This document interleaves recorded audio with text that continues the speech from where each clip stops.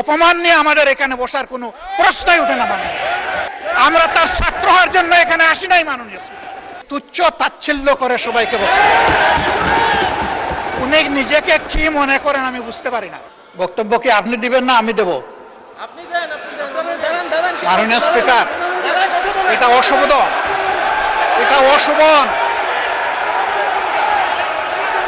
আমার বক্তব্যের সময় যদি এইভাবে কমেন্টস করা হয় তাহলে আমার এখানে দাঁড়ানোর প্রয়োজন নেই।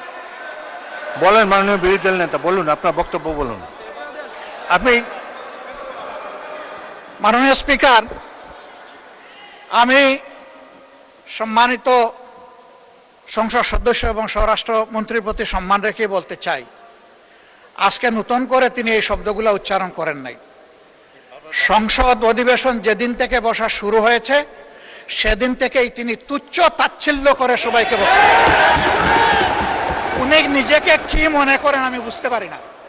এমনকি তিনি সেই দুঃসাহস এখানে দাঁড়িয়ে তিনি দেখিয়েছেন, তিনি বলেছেন যে এই সংসদে তিনি শিক্ষকের ভূমিকা পালন করবেন।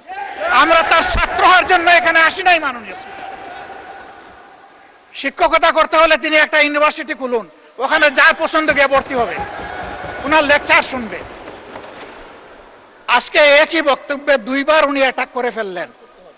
আমার সঙ্গীরা তো মনে করে, আমি নিজেও মনে করি যে এইটা কালচারাল না, এইটা পার্লামেন্টারিয়ান ফ্যাসিজম। এটা হওয়া উচিত না।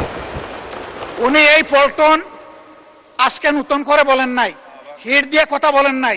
আজকে আমি সুস্পষ্টভাবে দায়িত্ব নিয়ে বলছি, এই পার্লামেন্টের সৌন্দর্য বিধানের জন্য উনাকে দুঃখ প্রকাশ করতে হবে এবং উনার বক্তব্য সংসদের এই কার্যপ্রণালী থেকে এক্সপান্ড করতে হবে। যদি এইটুকু করে আমরা বসবো, না হইলে এখানে বসা অপমান নিয়ে আমাদের এখানে বসার কোনো প্রশ্নই ওঠে না। মানে আপনাকে ধন্যবাদ।